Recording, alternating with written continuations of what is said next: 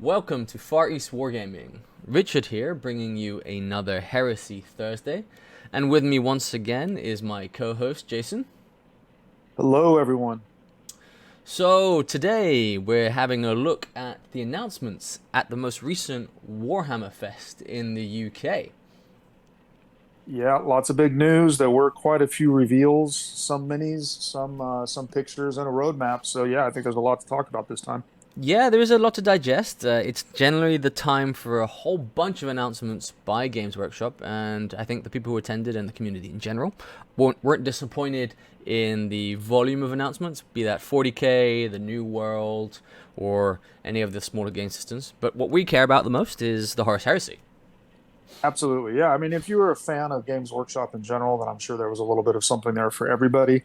For us Heresy players, this is the one that we were waiting for, and I think it's kind of a mixed reaction, to be honest with you. Yep, I think I can't disagree with you there. We're a few days out from the announcement itself, so the community has had some time to digest, and there are the for and against, as there always is especially our heresy community. But let's dig into it ourselves and have a quick discussion here.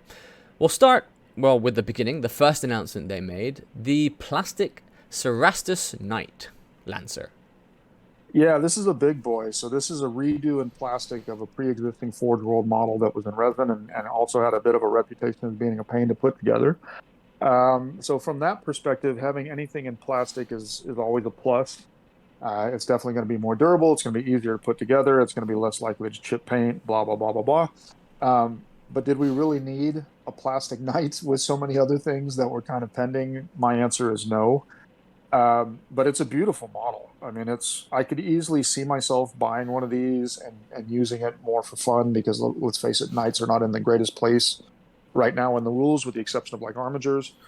So from that perspective, great model, beautiful model. We didn't need this, and that was where it really let me down. And even with the other reveals, this is just more stuff that okay, I mean, great, but it's not what we need to have. And I'm not being negative in that regard, but there's so many other things that we could have had before this. There really are.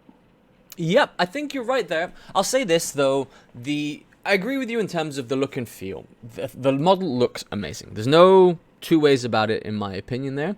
They've done a great job of taking something from Forgeworld in resin and converting it into plastic, which means that it's more accessible to the community at large. But the timing of it is the thing that really does get me and most of the community, I'll say. Where was the demand for this? Who was going to Forge World and going, we need more plastic knights for the heresy? And I just don't feel the demand from the community. It's great, but it shouldn't be in front of conversions of other things that need to come from resin to plastic. I totally agree with you. I mean, I know where the demand for this comes from. The demand comes from, I'm sure, some sales and marketing people that want to sell as many of these as possible. And it's going to be usable in 40K. We know that the existing knights are usable in 40K. So from that perspective, being able to appeal to two different fan bases and a one single kit that can appeal to both, I get it. I mean, from a business perspective, I totally get it. But yeah, we needed so many different things before we needed a Cerastus Knight in plastic. I mean, we needed certain infantry upgrades. There's a lot of the Legion models and units that are so dated. Looking at you, Night Raptors from the Night Lords that have legs the size of most people's forearms, breachers. I mean, the list goes on. There's so many different things we needed. This wasn't it. So I can't complain about the model. I'll probably buy one. But no, I would have rather had something else releasing first ahead of this.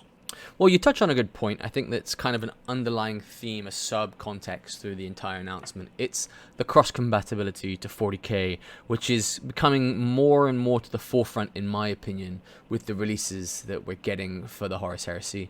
Like a justification that if we release it for Horus Heresy, it has to have a use somewhere in the other game system 40k for us to make this worthwhile. Those molds aren't going to pay for themselves. I mean, they've got a lot of sunk costs every time they release a new model. Coming from a business perspective, from a procurement perspective, which is what I do. I understand why they're wanting cross compatibility, and I understand why they want to sell as many as possible and recoup their costs as fast as possible. I totally get it. Tinfoil hat time. I think that this cross compatibility is to ensure the financial viability of Horus Heresy moving forward. And it doesn't surprise me that more and more of these models are going to be cross compatible. Um, on the plus side, if that means a longer life cycle for Heresy, I'm all for it. Like I'm totally all for it. I'm not a just a pure fanboy.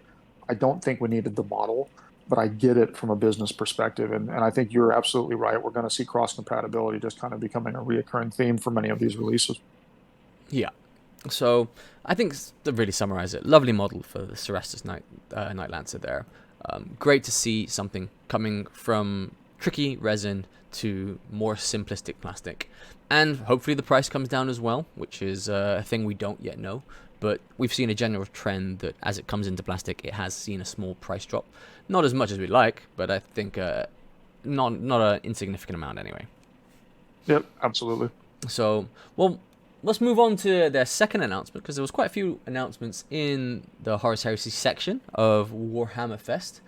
And another controversial one, it's about two new characters. Yeah, they did. We got another character for the Imperial Fist, as if we needed another Imperial Fist mini of any sort. And we got another Sons of Horus mini if we needed another one of those. Again, these are connected, I think, to the new campaign book. Beautiful models, both of them. I'm going to butcher probably the pronunciation of the names. I think the Sons of Horus guy is Varen Ashurhaddon. Yeah, Ashurhaddon, I think. Yeah, it's a great looking mini. I mean, it's in what appears to be this new aesthetic of the Mark III. He's got lots of bling. He's got lots of obvious visual ties to the Sons of Horus and kind of that real brutal nature of the Sons of Horus with spike pads and lots of bling, as I mentioned. Great model. Yeah, I mean, it really is a great model, and I could actually see this as a basic conversion for something like maybe a World Eater's character. Maybe even a Night Lord's character, or really any of the Chaos Legions if you wanted to kind of take them in that direction. And I can't say anything bad about the mini itself, other than the fact that I don't really like the way the Mark III legs look on this thing. They've been smoothed out. We'll talk more about Mark III redo later, but I mean, it's a great mini. But did we need another character for these two legions? Probably not. Yeah, I think you're right there. We were talking about this previously in one of our Heresy Thursdays, that the Sons of Horus and the Imperial Fists have already too many unique characters and unique models, be that in plastic or resin. The sculpts that are coming out from Games Workshop and in collaboration with Forgeworld are fantastic. I can't deny this. It looks like a great model itself. I question its usage in terms of, for the Sons of Horus one, for Varen Ashurhaddon, how much work it would be to shave off all of the Sons of Horus paraphernalia on the armor to make it workable, but it's not outside the realm of possibility for doing so. The weapon choices on this, especially if it's only the 2-weapon model, does limit it a bit in terms of, especially we haven't seen how the plastic sprue comes, if the hands are coming separate, or if things like this. We really don't know. But the model itself is lovely, but not required. The Imperial Fist one, again, lovely model. I think that Lord Castellan Vandegarius, lovely model. The model looks amazing. I can see a lot of conversion ability on this model here for Terminators. It's a different style of armor in terms of the way the gun is held, integrated very much Grey Knight style, or I'd say very much like the new 40k Librarian has his gun integrated into his arm. But yeah, it is a beautiful model. Yeah, I mean, it's not too blinged out, which I think is good, because some of the recent Heresy releases kind of borrowed from the 40k aesthetic too much in my mind. I love the animal pelts on this guy with the cloak. I like the pose. We have the typical tactical rock. You will be able to convert this. You are going to have to remove a lot of the Imperial Fist icons off of it. The model itself is fantastic, and I mean, again, I get it, because they're releasing the new campaign book, and these two characters are going to feature very, very prominently in that book.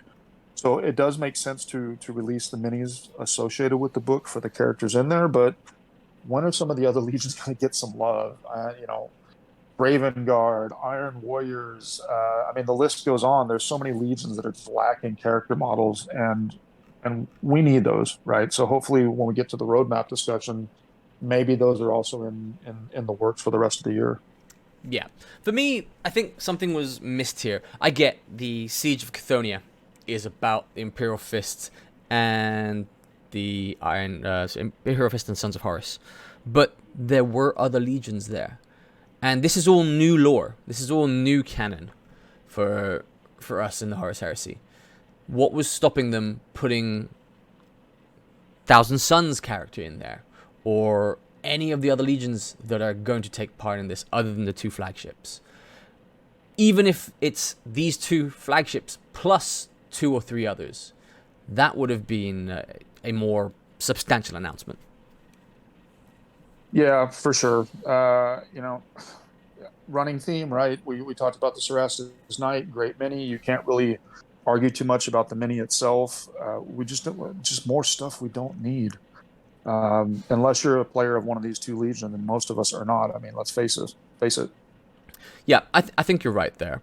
The lovely models, the work coming out from their studio, their modeling studio, is great. The tactical rock is, yes, another tactical rock, but it's no longer just a rock. They've actually made some effort in making the tactical rock more appealing than just a lump of plastic. So look, I can't fault any of the design work.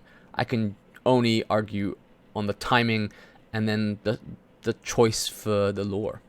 So yeah, for me, love the models. If I ever use them, they'll be converted, and heavily so. I can definitely see this Cataphracti character being used in my Dark Angels force, especially as one of the unique characters there. But I wish it was something else for one of the Forgotten. I'm going to call them Forgotten Legions by Games Workshop at the moment. Yep, bust out your Dremel. So if you are converting these, you're definitely going to have to remove a lot of icons. They will be a good conversion base. Again, I don't play these legions, so it's not a must-have for me. Well, then they did something quite interesting in terms of how they showed us some of the lore, or I'll say the new lore. They introduced some new heraldry. They did, and this is actually something that made me more excited. Before, those other minis I was not excited about, but when I saw the new heraldry, this actually did get me excited because it excites me in two different ways. The first way is we hear them mention inducti, which previously in the black books, if you have the black books, inducti were pretty much the world eaters, right? The world eaters, they did the speed recruiting on the recruiting planet of Boat, the one that Autek Moore threw a moon into and blew up. But now it seems that all the legions are getting these guys, and according to the new lore or the pre-existing lore, these are basically new Marine recruits that were speed inducted. And the legions were cutting corners. They were trying to get new bodies up and running as fast as possible. They had some problems, whether it's genetic problems or mental problems or life cycles were shorter. We're getting inducti for all the legions. So from that perspective, I mean, that's cool. We're now going to have it looks like a new unit choice for every single legion. The other thing that gets me excited about this picture is the artwork. And you can see so many cool little shout outs here. Like if you take a look at the Ultramarine inducti head, he's got this black and white stripe on his helmet. For those of us that are old enough to remember, that is a throwback to the days of Rogue Trader. Ultramarines, they had this kind of decoration on their helmet. A couple of the other legions had this kind of decoration on their helmet. That's a nifty little touch. We see a Salamander's inducti with an orange helmet, which is a completely new color scheme. We see a few of these different inducti samples in that picture that are allowing you to open up your accent colors or your color scheme a little bit differently, which I think is great for variation, and I think it's great for the hobbyists.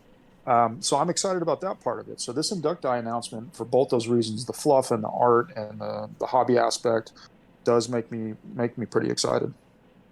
Yeah, I from the artwork point of view and the build your own legion as you want your own legion was something that was maybe a bit missing in the Horus Heresy, because we were rightly so, a bit more purist into the color schemes because they were the history. They are the history. So we followed that. There wasn't very much room to paint your own colors of the rainbow for this. This is giving you that flexibility. I love that aspect. As a looking at from the eye of a slightly more lore purist, they're saying these inductiles were thrown together conveniently in the latest Mark of Armour. To me, that was a miss here. This is inductiles is what I thought definitely should be in Mark 5. It was the ones that we're throwing all these armor marks together, this bit of 2, bit of 4, bit of 5, bolting it together here on this potentially weaker Astartes. That's what in my wish list I would have loved to see. Yeah, I can't argue with you there. I also would agree that in a different Mark of Armor they would look good if we talk about the original fluff or the original lore. That's obviously who you would put these guys into. Any of the other marks besides Mark 6.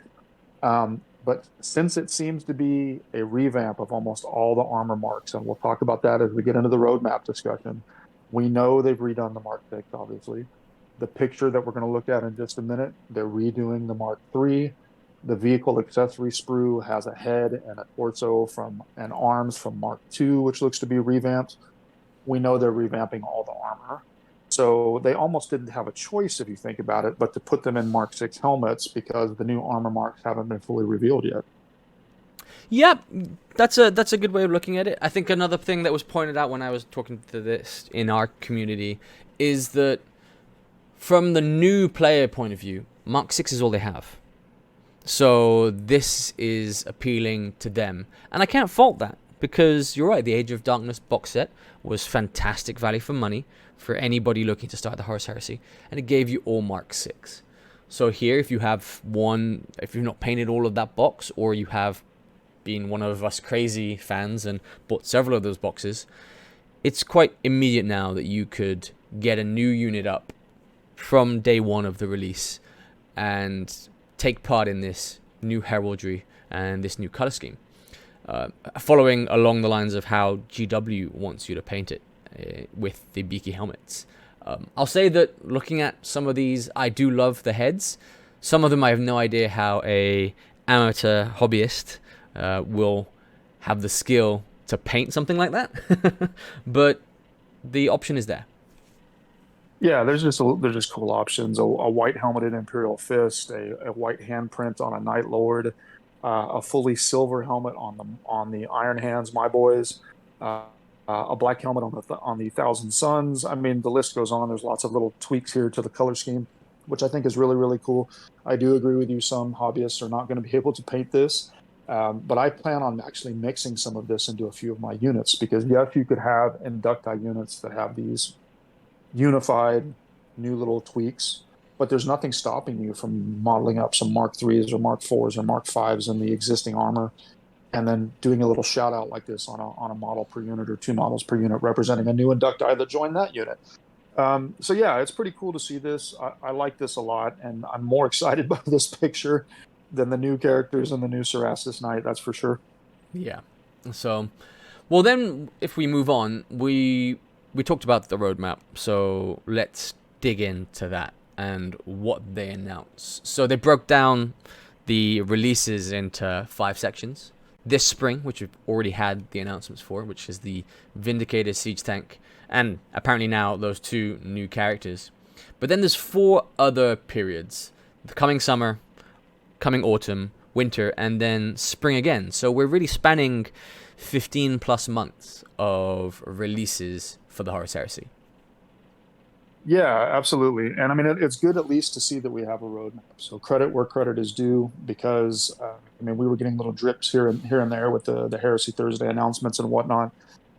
There's some very intriguing stuff on this roadmap. So if we skip over to summer, for example, yes, the Knight Lancer in plastic, that's announced. New characters and upgrades. Well, what does that mean? Like we just talked about a minute ago, please, Forgeworld, please, GW, make these new characters be for the legions that need some love. Really, let's see some of those new characters. Maybe it's some of the generic consoles that don't yet have a model. What does upgrades mean? We don't know. Yeah. I mean, again, I mean that piece is intriguing to me, the resin part for summer. What does it mean? Well, we won't know for a while, but it's a good sign.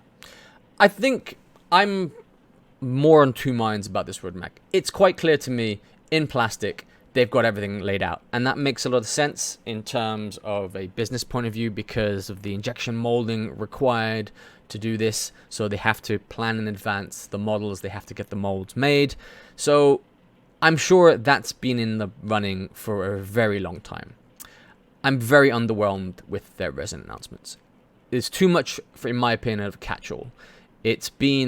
We've been harking on for the last while as a community about characters and upgrades, characters and upgrades, characters and upgrades. But just writing characters and upgrades tells me that they've actually not planned anything specific that they're willing to commit on, that just something in these two genres will be released. But you won't know what until we've decided, maybe not even yet.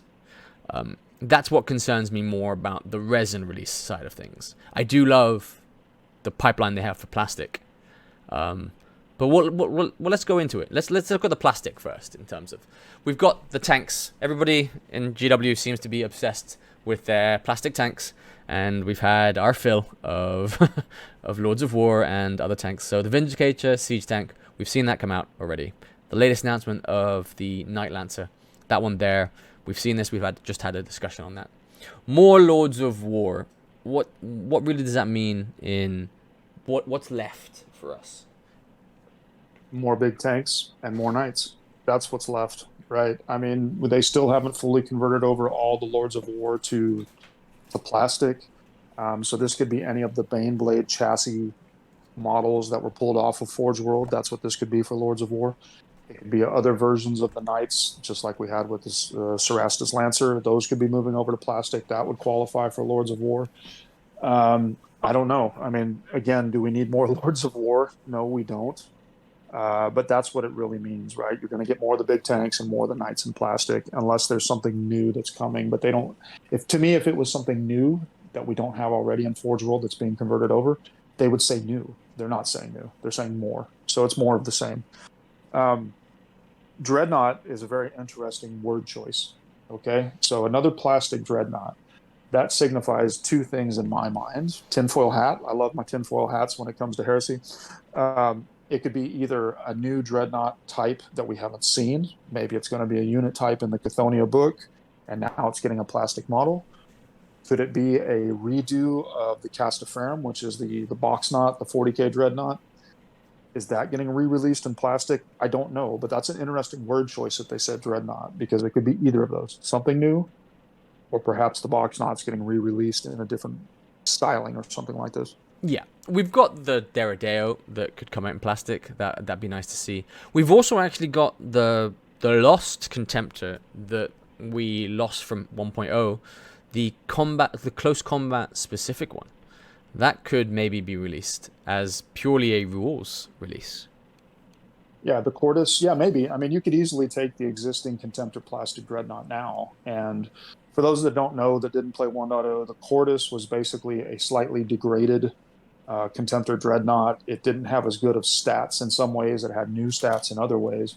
It basically represented them throwing together Contemptors to try and make more Contemptors, and so they weren't successful all the time. So we lost that in 2.0. Maybe they're going to just take the existing Contemptor box and add a new sprue, and then all of a sudden we have Cordis Contemptors again. That could come from the Chthonian book. You never know.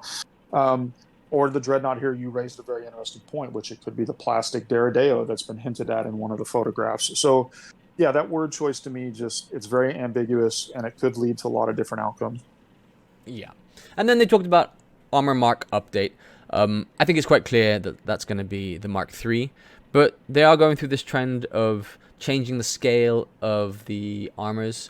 I think, in my opinion, wasn't, again, more about timing than anything else. I don't think we needed a update on plastic that is already there, as opposed to the creation of plastic that isn't there.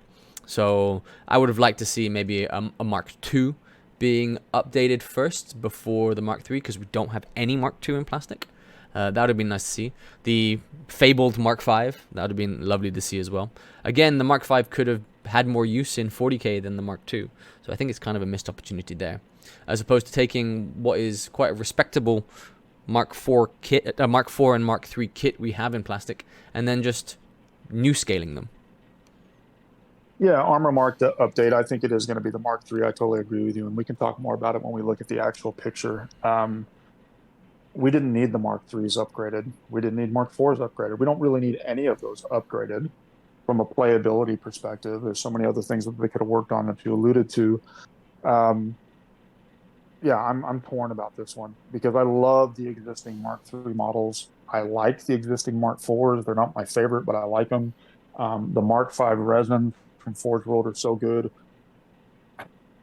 Yeah, it's hard to get excited about this. Yes, you're refreshing new armor, but if it's not new armor for a unit that we need, like breachers, why are we refreshing it? You've got Mark III right now. It's perfectly serviceable for the time being.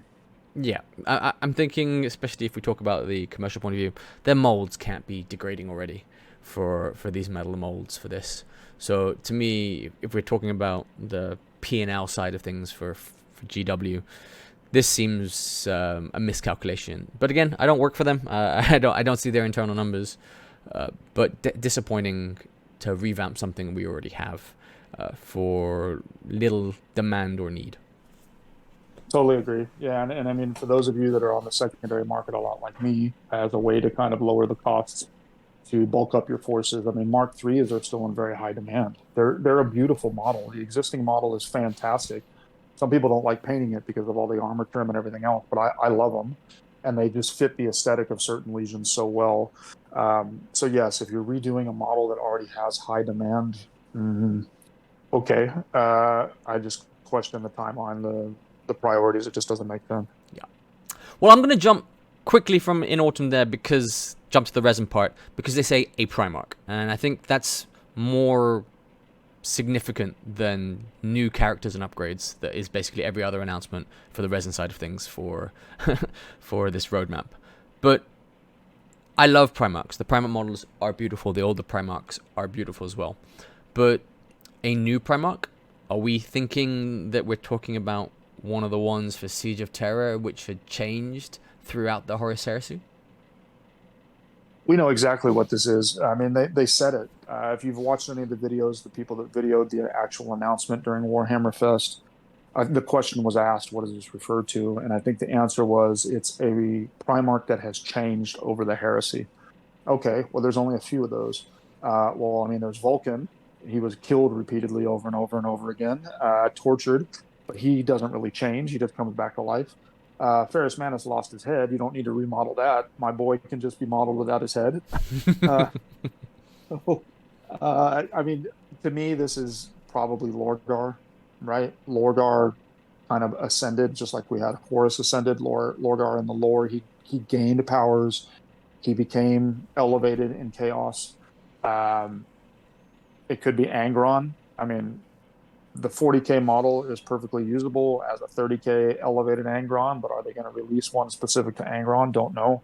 But yes, several of the Chaos Primarchs in particular, they did change over the course of the Heresy, so I guarantee it's one of those. Yeah. And look, that's exciting to see. I do love more Primarchs. They are showpiece models. But again, if I look at the Primarchs that we have, the first one released is over a decade old right now, so it is in dire need. If we look at the Khan is not on a bike. He's standing alone in his full bike army. So I think he's missing that. That'd be nice to see at some point down the line. There are a couple others, for instance, the Raven Guard themselves, Corax. Corax has two sets of rules. I'd love to see a new version of Corax after the Drop Site Massacre. Yeah, I mean, and you can convert the Corax, and I've even seen some people that have converted the Khan. The Khan is so new that to me is a sign that they're not going to be redoing it this quick. I guarantee it's one of the demonic or more the Chaos Touch Primarchs.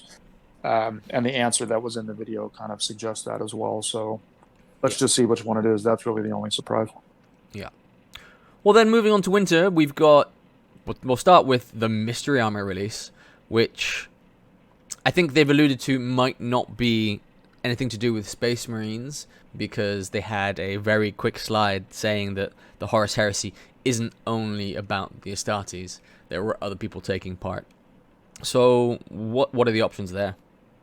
Oh, there's lots of different options. I mean, first of all, if you know the release schedule for GW, they love to do these army boxes in the wintertime for Christmas. So here's your perfect excuse to do one for the Heresy. If they wanted to do militia themed, they could very easily do that with existing sprues. If they wanted to do Mechanicum or Dark Mechanicum, some different upgrades sprues for Skitarii, some different upgrade sprues for certain Forgeworld models. I mean, I don't think they would release Forgeworld models as part of an army release, but they could perhaps do Dark Mechanicum in plastic, but we've seen no indication of that. So to me, this is probably going to be militia or Solar Aux related, would be my guess. Maybe demons. You could easily do demons with the existing plastic range with just a couple additional models. That I think is probably our most likely outcome, because I don't think for any of the other non-human armies, Dark Mechanicum is the biggest example. I don't think we've seen any hints that that could be what this is. From a cost perspective, like I said, you could do militia army box very easy out of the existing range. Cadians, cultists, some of the guys from Blackstone Fortress or from Kill Team, the Chaos Guardsmen or things like this. You could easily do that army box, and I think that's probably what it's going to be, rather than some brand new revolutionary army that we've heard nothing about up to this point. I think you're right. I think they will pick the low-hanging fruit. Demons are very low-hanging fruit. The box sets for demons and the plastic sprues for demons are already available. You can just literally go buy an Age of Sigmar, start collecting for any of the demon sets. And especially for Khorne now, with this small release of their rules there, everything in that is usable in the army. Less so for the 3 other gods, but not too hard to release a PDF or another small black book, or go digital like they're going for 10th edition, and follow that suit to pick those low-hanging fruit. I love the releases. Sorry, I love the releases that they've done for the rules for militia. I'd love to see them make that into a start collecting box. Yeah, militia and demons also makes sense if we think about it from the perspective that so much of the Heresy 2.0 release, lore changes, everything else up to this point, it all seems to be focused on the Siege of Terra, or the latter half of the Heresy. So then demons, sure. Militia, sure. They would fit into this same theme of Siege of Terra or late Heresy modeling that we've seen, and lore changes that we've seen. So yeah, that's really where my money's at, is one of those armies rather than a brand new one. Yeah. Well, then let's move on to the announcement that had everybody cheering at Warhammer Fest, and then I think had some of the community cheering and some of it crying. The thing we've been asking for a very long time: plastic assault marines. Yeah, I'm excited about assault marines. They're finally here in plastic. That's fantastic. They're in Mark 6. God, bang your head against the wall. They're in Mark 6. They've got a jump pack on them that looks exactly like the Dominion Zephyron Blood Angel character that was released. So it does tie into that. But why more Mark 6? There's just so many good and bad things about this. We get close combat weapons. We get in plastic chain swords and bolt pistols. So here now all of a sudden you have another avenue to convert over your despoiler squads. And if you're good with magnets, you should be able to magnetize a mix of regular Mark 6 and these Mark 6 and be able to run assault squads or despoiler squads. So that's a good thing. And I'm going to call attention to the other thing. If you look in the picture at the guy's bolt pistol, the aesthetic of that bolt pistol is 40K. The body of it, the design of it, is exactly 40K. The only thing that's not 40K is the curved ammo clip. That is Heresy. The rest of that bolt pistol looks exactly like a 40K bolt pistol. Exactly. So now you have all of a sudden a justification for all of you that are sitting around with a bunch of mini marine bolt pistol and chainsword arms. Well, here you go. You can throw them onto your guys, and the lore gatekeepers are not going to be giving you much grief, because you've basically got a 40K bolt pistol here with a curved ammo clip. Yep, and what I noticed, it's hidden itself because of the profile, but the Assault Marine has a Storm Shield, or a Combat Shield, or whatever shield you want to call it there. Currently in our rule system, Assault Marines can't take any shield. Independent characters for certain legions can take some shields. But, oh, and Command Squads, I think you pointed out to me earlier. Command Squads could take a shield. I'm not well versed in 40k, but I think this is another port over from 40k, or cross compatibility for 40k, for their jump pack marines that have storm shields. The one thing I will say, look, great, we have been harping on, the entire community has been asking for plastic assault marines, and they have showcased some plastic assault marines. I think it's a very lazy way of doing it, because this is 100% a 3D rendering. This is not even a 3D printed model. GW does 3D print their models, things like this. This is 100% taken from their CAD system, and I think that they've thrown together bits that they had, and items and elements that they had, to satisfy us now. I guarantee that these Mark 6s in these poses have been available on their systems since the beginning. Looking at the way I play with CAD myself, looking at the way the shoulders are connected to the torso, I don't think these will be the production poses. We don't have these kind of gaps in our models ourselves. Looking at the way that they're eating into the bands of the models, so that what's holding onto the jump packs, they're quite clearly clipped in. This here is to shut us up that we have these in the plans, and this is what they look like. But it doesn't give us any indication that this is going to be in production anytime soon, and that's why it's so far down the roadmap. Yeah, I mean, there's a lead time, obviously, to putting together molds, and I'm sure that they've got some sort of roadmap. I do think that you're right. It is a render. It's not an actual model. It may not be the final model. There's a lot of great bits here that we've been dying for. Again, but we didn't need more Mark 6. This is just business decisions, right? And like I said in the earlier comment, if you're making business decisions to ensure the financial viability of the heresy, then I'm all for that. But if you didn't need to do this, why could we have not had Mark II, Mark IV, Mark V assault marines?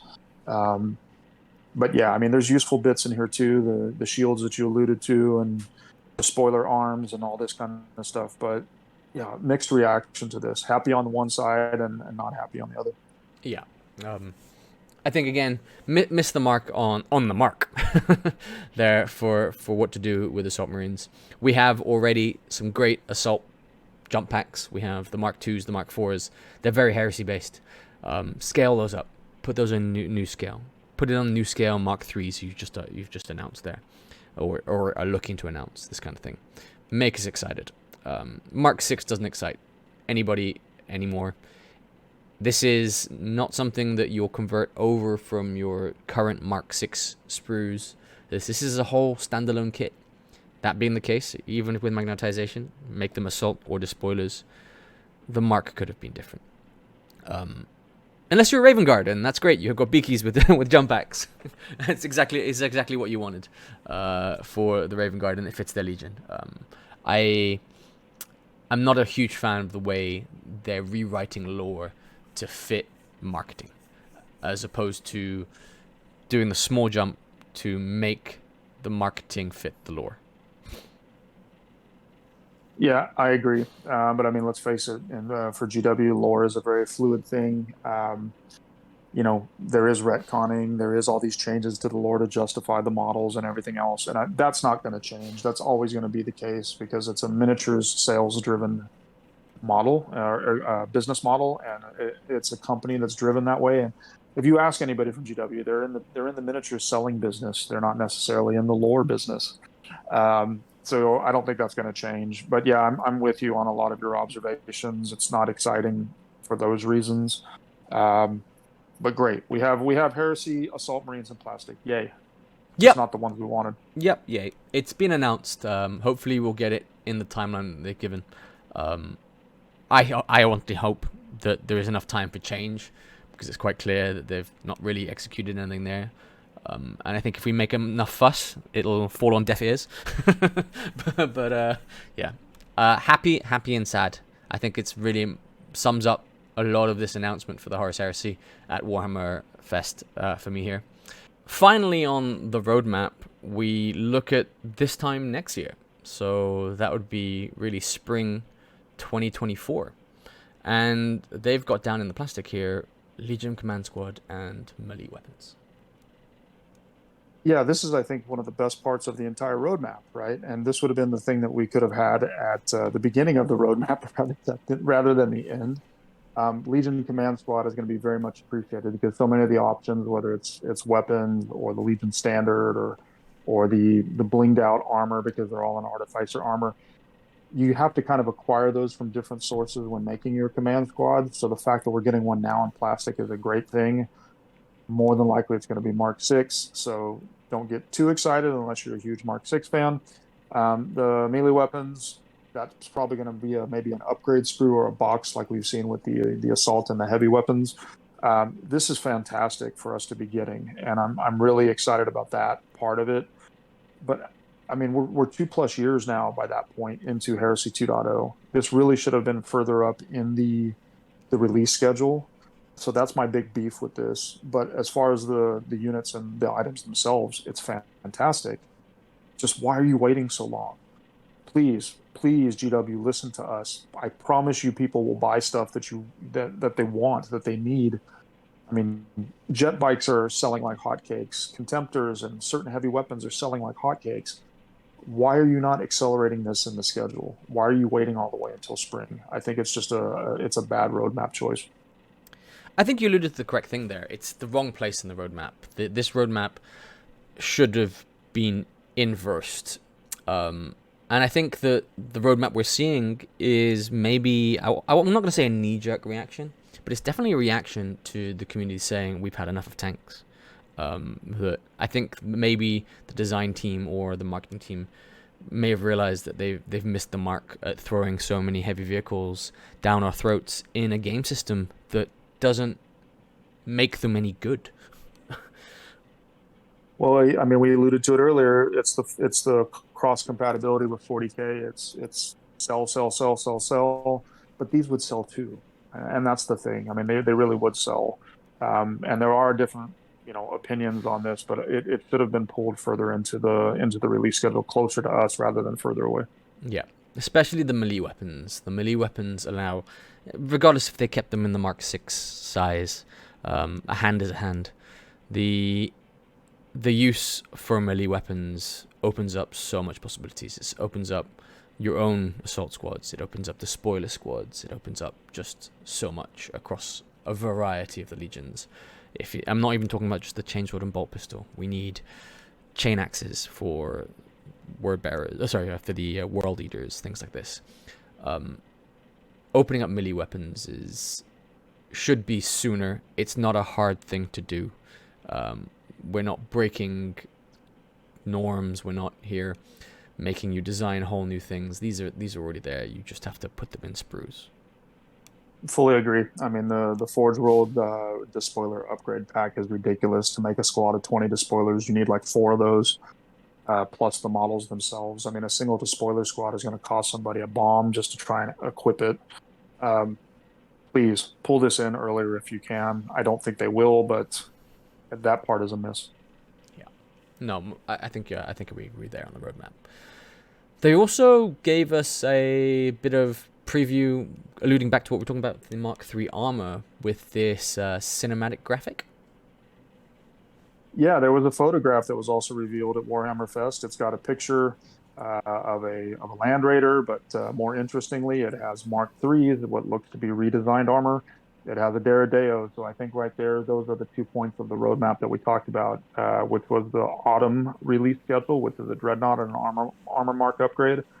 Here's the visual proof of it. I'm really torn on this. The Mark III's are going to be bigger, and if you're a big fan of crew scaling, I don't want to get into a debate about crew scaling or not. You're going to be happy because these are obviously going to be probably slightly taller, just like the Mark VI redesign is slightly taller. What I really don't like about these is they seem to have lost a lot of their brutal aesthetic that makes the existing Mark III models so good. I mean, if you look at the knee pads are now more smooth, more rounded. The trim is not as prominent. It's actually kind of closer to more of a decorative look. Um, I mean, the rear of the model we haven't seen in this photograph. We've seen it in some of the new character releases, but they kind of softened in my mind the way Mark III's look, even changing the angle of the helmets a little bit. Um, I don't know. I mean, just based on this picture, I don't really like it. The shoulder pads, the rim of the shoulder pad is not as tall and pronounced. Um, I like the existing Mark IIIs, and we talked about it earlier. They sell. People want them. People trade for them. People pay crazy prices for them online to get the existing Mark III models. Um, yeah, so much of this release has just got me, in two different directions on whether I like it or whether I don't like it. I'll have to get these in my hand, but as a huge fan of the existing Mark III models, they've tweaked these too much for my liking. Yep. I'll say I can't disagree with you there. I found the pictures slightly different, a bit like the model they've shown in the character, slightly different from what we have. I'll say that I do like the fact that they've included spikes on the helmets, which is very appropriate for, well, one of your legions, Death Guard, right? Oh It's a yeah, nice add. these will be perfect for Death Guard. I mean, even if you just take the helmets of these and put them on like Death Guard upgrade torsos or something else, yeah, these are going to look excellent from that perspective. The other interesting thing in the photograph on the right hand side as well is you have guys that are carrying Volkite, and so if this is the new Mark III armor design and that's the Volkite, it probably means that the existing upgrade kit for the assault weapons is going to fit onto these as well. So that's a good sign because if you've tried converting that kit over to the existing Mark III plastics or Mark IV plastics or something like this, it's very fiddly. The hand's a separate piece and all this kind of stuff. Um, so yeah, that's going to ensure some compatibility there. And I do agree with you. The helmet spike is a nice touch, but they did change the shape of the helmet a bit as well. Uh, Plastic Daredeo is pretty much confirmed because there it is in the picture. The Land Raider is not new, but we do have two different confirmations here on the Mark III armor and the Daredevil. Yeah. I think you're right about the support weapons because they'll scale them up to true scale or new scale, however you want to call it. There, the current upgrades for tactical support or even heavy weapons, the sprue only comes with two wrists and the gun, and the wrists really are pretty generic for any of the marks. There's nothing too special about them, especially here. They've really disaccentuated the studs on the hands. For that, probably for that very reason. Yeah, it looks like it. We do get a different bolter as well. I can't remember what pattern this is. It's not the Umbra. Uh, I can't remember what pattern of bolter that is, but yeah, that's changed as well. One thing I noticed in the picture is one of the guys, his bolter has got the Imperial Eagle on it. So that's interesting. I mean, if you're going to be running traders, then you're going to be filing that off, or hopefully they've got extra bolters in there that don't have the eagle on it. But yeah, there's a lot of little tweaks here and there. But I'm a fan of the existing Mark IIIs, and I'm probably still going to use a lot of them in my legions. Yep. For me myself, I do like the harder look, but we'll have to see. I'll have to see how these are in hand. But we're talking about 6 months time, so by then, if my personal painting has progressed, which is something for me that takes a while, it might be too late. Yeah, I think probably the last comment that I would make is because we have now the visual confirmation of the Mark IIIs, and we know Mark VI is a thing, and we know that the Mark II bits are a thing on the vehicle accessory sprue. If I'm building a new Legion, I'm not going to be building it with any of the existing models. I'm just going to wait. And I'm actually trying to build a playable force for all 18 legions. I'm a madman. But any of my new projects, I'm just going to wait because we're getting a revamp of basically most of the infantry to this new aesthetic, and I don't want to mix too much of the aesthetic between one single legion, and so I'll hold off from that regard. The last thing that they alluded at, and it's honestly alluding at because they played us a few second video at the end of the announcement phase, and I'm hoping that this is alluding to Epic. It does seem to be alluding to Epic, and some of us played Epic way back in the day, and it is a fun way to play. It's basically 6 millimeter Heresy with big massive armies, and it does also have 6 millimeter 40K because you had the orcs, you had squats, you had all these different armies in it. It looks pretty interesting. Here's the problem with Epic, all right? And even though I'm a fan of old school Epic, I haven't played it in decades, but I was a fan of it. Here's the problem with Epic. Everything that doesn't relate to one of the core games takes away resources, time, and money away from the core games. Did we need Epic? No, we didn't. Um, Adeptus Titanicus, great game. I want to play more Adeptus Titanicus. I've acquired a Painted Force. Um, but again, that takes resources away from the Heresy. And if this means with this little teaser that they're going to be releasing Epic at the expense of Heresy, then I'm not a big fan of that. To be honest, the teaser doesn't even really tell us if it's actually going to be a physical game, or is it going to be an online game? Is it going to be a computer game? Is it going to be a mobile game? It doesn't really tell us much, but yeah, it's hard for me to get excited about that. I think you're right there. Look, I do love the idea of Epic and it coming out. It scares me that this might be a teaser for a mobile game or some type of digital format. It's not something I think it excites anybody in the community. But I'll agree with you in the sense that if you're building a whole new scale system, and we're talking about 6 millimeter here, it's not just the models you have to build. It's the whole new scenery. It's the investment that people will have to get into scenery. Very much like Titanicus can't use the standard scenery you use in 30k or let alone 40k because the scale is different.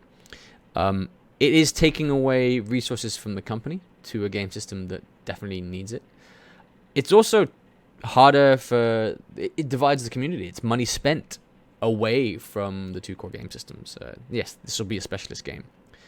But that they've left it in the Horus Heresy also means that it's indicating that it's only the Horus Heresy armies. So we're not going to be having orcs, Tyranids, or any of the other 40k. But again, still left to see.